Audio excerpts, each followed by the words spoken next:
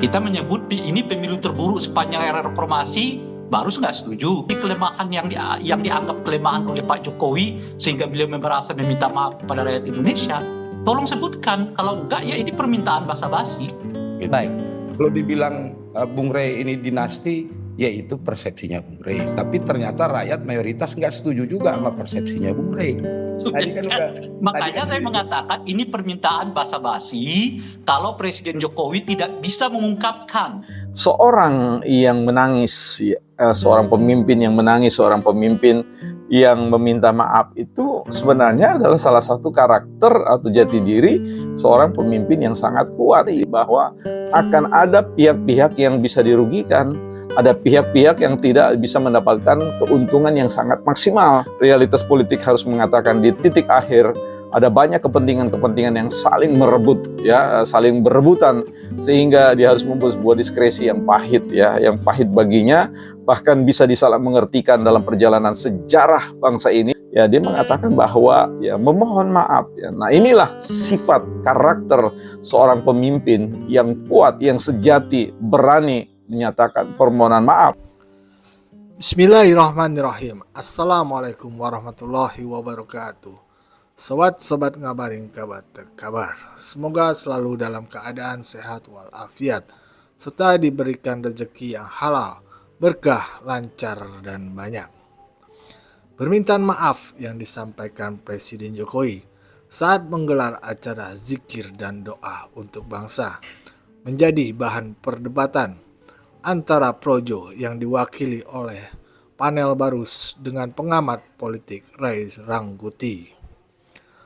Bahkan pada saat perdebatan ada nada yang gak enak didengar, sinis, dari Ray Rangkuti yang menilai bahwa permintaan maaf Presiden Jokowi adalah permintaan maaf basa-basi.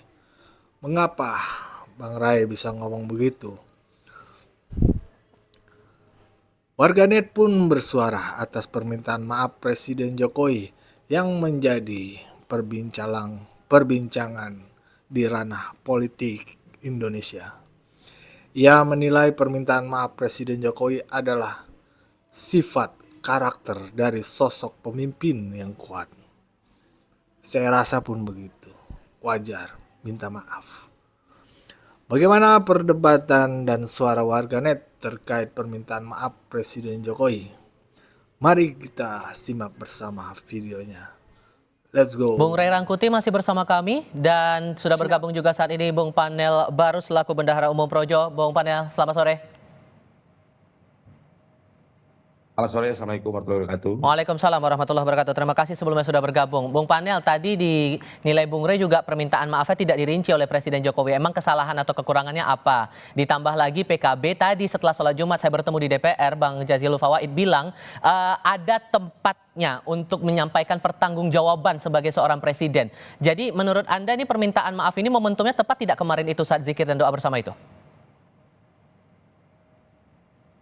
Ya, saya pikir dalam suasana berdoa, berzikir, dalam memperingati bulan Agustus, bulan kemerdekaan, saya pikir momentum itu tidak salah, ya, tidak masalah di depan banyak ulama segala macam. Dan saya pikir ini hal yang biasa, ya, orang Pak Jokowi dia akan mengakhiri masa jabatannya, ya, di bulan Oktober.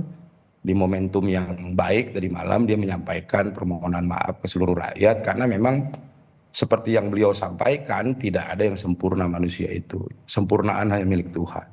Gitu. Tentu dalam memimpin di periode kedua ini juga mungkin ada kekurangan, tidak bisa memuaskan berbagai pihak karena juga di periode kedua banyak sekali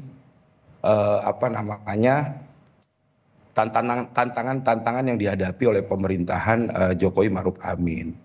Di awal periode 2019, negara kita dan seluruh negara di dunia juga menghadapi satu krisis yang disebabkan oleh COVID-19. Tentu banyak kebijakan-kebijakan, banyak pilihan-pilihan keputusan yang harus diambil, dan terkadang pilihan-pilihan keputusan itu belum tentu sepaham, gitu ya, atau disetujui oleh semua pihak. Tidak mungkin satu kebijakan disepakati oleh semua pihak. Saya pikir begitu. Oke, tapi kalau di sisi lain juga kita lihat ada puncak kekecewaan publik di momen-momen kita menghadapi Pilpres, masalah putusan MK nomor 90, banyak guru besar yang juga menyatakan kekecewaan dan disebut-sebut ada cawe-cawe Jokowi dalam Pilpres itu. Mengapa Presiden tidak mengambil momentum di saat itu menurut Anda? Ya, itu kan bilang banyak kekecewaan di masa Pilpres itu kan framing kalian, framing teman-teman saja gitu loh. Bukan framing Pak, karena guru besar pun juga sudah bersuara di situ Bang. Gimana tuh ngeresponnya? Faktanya di pemilu itu sudah selesai, ya. Rakyat telah memberikan amanatnya kepada pemerintahan terpilih Prabowo Gibran, dan itu fakta yang tidak bisa dihindari gitu loh. Itu fakta gitu loh. Jadi kalau dibilang kekecewaan rakyat di situ, faktanya rakyat ikut kok. Rakyat tidak kecewa, rakyat memilih gitu loh. Malah rakyat memberikan amanat terhadap pemerintahan terpilih Prabowo Gibran gitu loh. Kalau sebagian orang bilang itu peristiwa pemilu kemarin tidak fair, tidak ini, tidak itu, saya pikir itu dari perspektif tidak setuju saja, gitu loh. Tapi faktanya mayoritas 58% rakyat setuju kok. Kalau nggak setuju kan tinggal nggak dipilih kemarin, gitu loh. Baik, oke, Bung Rey merespon dari jawabannya Bang Panel tadi, gimana ngeresponnya? Ditambah lagi dengan pertanyaan saya sebelumnya, hal apa yang harapannya kayaknya jauh dari harapan untuk bisa dieksekusi oleh pemerintahan Jokowi sekarang? Nah, itu yang saya sebutkan tadi. Kalau permintaan maaf personal sih nggak usah sebutin apa aja yang perlu dikoreksi gitu. Tapi kalau permintaan maaf dalam konteks kenegaraan itu harus disebutkan oleh Presiden Jokowi, bukan oleh kita. Sebab kalau kita nanti dibantah lagi sama Bung Barus kan, dia bilang kan itu kan kau sendiri tuh yang mengatakan begitu, yang lain kagak. Kita menyebut ini pemilu terburuk sepanjang era reformasi, Barus nggak setuju. Kita menyebut revisi undang-undang KPK itu membuat KPK seperti yang sekarang, dia nggak akan setuju. Kita menyebut dinasti politik yang dilakukan oleh Pak Jokowi itu berbahaya bagi demokrasi, pasti Barus juga nggak setuju. Nah, jadi hanya Pak Jokowi ini sekarang, dan tentu saja mungkin panel Barus yang tahu mana sih sisi kelemahan yang dianggap kelemahan oleh Pak Jokowi sehingga beliau merasa meminta maaf kepada rakyat Indonesia. Tolong sebutkan, kalau enggak ya ini permintaan basa-basi. Ya, permintaan maaf basa-basi. Kalau nggak mau menyebutkan apa saja yang menjadi sesuatu yang menurut Pak Jokowi nggak bisa dilaksanakan, nggak bisa ditunaikan, nggak bisa memuaskan semua pihak, semua kelompok macam-macam dan sebagainya itu. Mana? Supaya ada perbaikan, supaya kita tahu ini perbaikannya begini. Apalagi kan presiden yang sekarang, presiden yang terpilih adalah presiden yang melanjutkan. Loh, bagaimana yang melanjutkan sesuatu kalau ia sendiri nggak tahu di mana kelemahan-kelemahan dari presiden yang sebelumnya? Oke, tahan dulu Bung Rey. Boleh responnya, Bang Panel? Iya, masalah Bung Rey mengatakan saya tidak setuju. Bung Rey punya persepsi bahwa ini dinasti, bahwa persepsi ini pemilu terburuk, terserah. Itu kan Bung Rey punya ukuran-ukuran sendiri. Cuman faktanya pemilu kemarin keikutsertaan rakyat dalam gegap gempita pemilu itu cukup tinggi. Ada 151 juta pemilih. Berapa 70 sampai sekian persen orang ikut terlibat dalam pemilu. Jadi kalau dari sisi partisipasi luar biasa. Gitu ya. Kalau dibilang Bung Rey ini dinasti, ya itu persepsinya Bung Rey. Tapi ternyata rakyat mayoritas nggak setuju juga sama persepsinya Bung Rey. Saya tidak melarang ketidaksetujuan itu, tapi itu fakta gitu loh. Bung Rey ini kan cuma cuap-cuap aja gitu ya bilang dinasti. Nah, faktanya rakyat tidak setuju dengan narasi yang dibangun oleh Ray Rangkuti gitu loh. Ya. Oke, respon terakhir Bung Rey, singkat saja. Mayoritas rakyat. Ya itu yang saya sebutkan tadi. Kalau kita sebutkan nanti ini loh yang jadi kealpaan Pak Jokowi, kesalahan Pak Jokowi, pasti dibantah oleh Bung Barus dan mungkin juga dibantah oleh Pak Jokowi. Oleh karena itu, silakan Pak Jokowi mengungkapkannya kepada masyarakat apa saja yang dianggap selama ini tindakan yang menurut beliau menjadi kealpaan, menjadi kelalaian yang mengakibatkan mungkin melukai sebagian perasaan masyarakat Indonesia. Sebab kalau kita tunjukkan, panel Barus bantah. Ini loh, dia bantah, ini loh, dia bantah, ini loh. Kalau semuanya dibantah, lalu buat apa presiden minta maaf? Oke. Kan artinya presiden benar semuanya gitu. Tadi kan kan. udah, Makanya saya udah. mengatakan ini permintaan basa-basi kalau Presiden Jokowi tidak bisa mengungkapkan mana saja sektor yang perlu dibenahi yang oleh Pak Jokowi tidak dilakukan atau alpa dilakukan atau tidak sesuai dengan harapan itu tadi. Gitu. Oke, terakhir Bung Panel. Ya tadi udah saya sampaikan juga, ini kan momentum di akhir masa jabatan, ya. Bulan Agustus, bulan kemerdekaan. Tadi malam momentumnya zikir di hadapan para alim ulama. Saya pikir itu momentum yang bagus untuk beliau mungkin menyampaikan permintaan maaf sebagai pemimpin Indonesia yang akan akhiri tugasnya, dan dia juga manusia biasa. Tadi saya bilang di periode kedua ini banyak tantangan-tantangan, dan dalam menghadapi tantangan-tantangan itu contohnya di COVID lah, berapa tahun banyak kebijakan-kebijakan yang belum tentu semua orang setuju.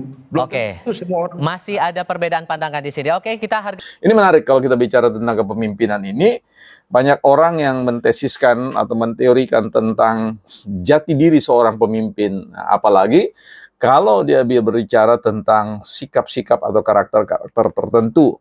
Ya, kita mau bicara misalkan persoalan minta maaf. Nah, kata minta maaf ini tentu oleh banyak pihak mengatakan bahwa ya kalau khusus dalam konteks Pak Jokowi ini seolah mengatakan mendapatkan sebuah penegasan atau eureka ya. Aha, ini dia. Betul kan? Jadi ada konfirmasi bahwa Jokowi memang melakukan sebuah kesalahan dalam kepemimpinannya di negara ini selama 2 periode. Nah, inilah yang kemudian harus dilihat konteksnya ya.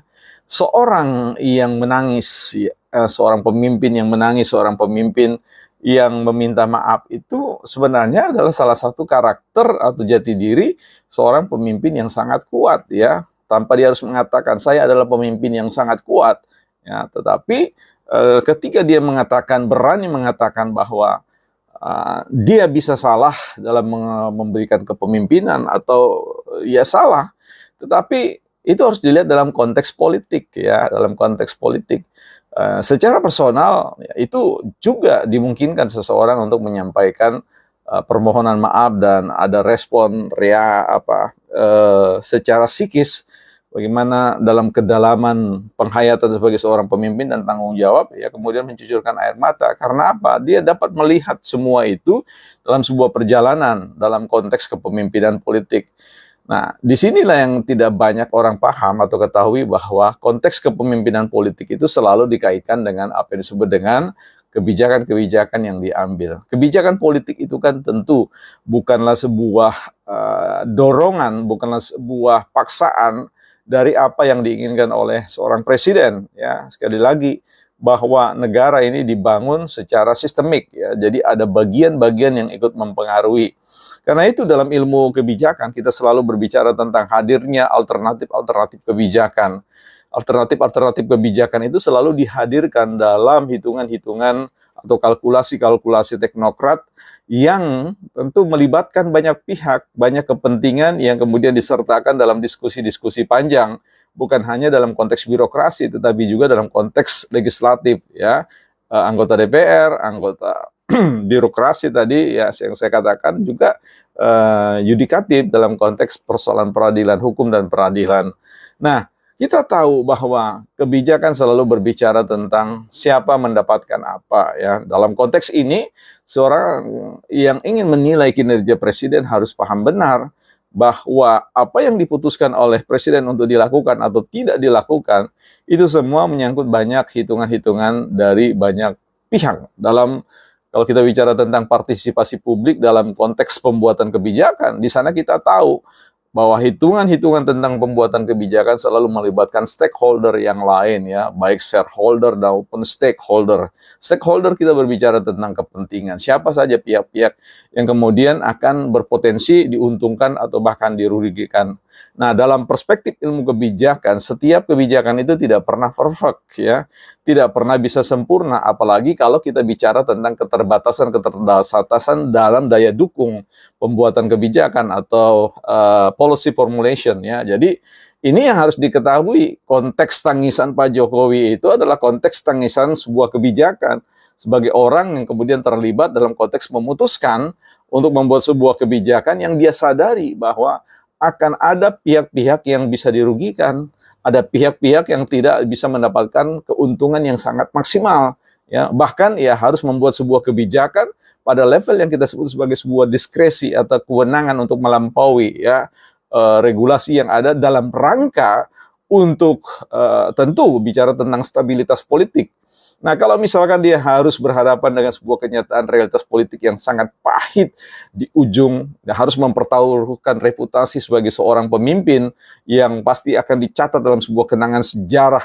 Secara mayoritas orang kemudian suka terkait dengan kinerja itu, tapi realitas politik harus mengatakan di titik akhir ada banyak kepentingan-kepentingan yang saling merebut ya, saling berebutan sehingga dia harus membuat sebuah diskresi yang pahit ya, yang pahit baginya, bahkan bisa disalah mengertikan dalam perjalanan sejarah bangsa ini atau dalam sejarah kepemimpinan yang dilakukan oleh Pak Jokowi ya. Ini yang menjadi sebuah hal yang perlu kita pahami bersama. Kalau hari ini banyak pihak yang kemudian mengatakan, nah loh itu dia, ya Pak Jokowi banyak melakukan sebuah kesalahan, itu harus dilihat dalam konteks politik ya. Dalam konteks politik sekali lagi, Pak Jokowi tidak mengatakan dirinya secara pribadi, tetapi bersama dengan Wakil Presiden, bersama dengan semua pihak-pihak, ya dia mengatakan bahwa ya memohon maaf. Ya. Nah inilah sifat karakter seorang pemimpin yang kuat, yang sejati, berani menyatakan permohonan maaf, terlepas bahwa dia melakukan itu dengan sengaja atau tidak sengaja,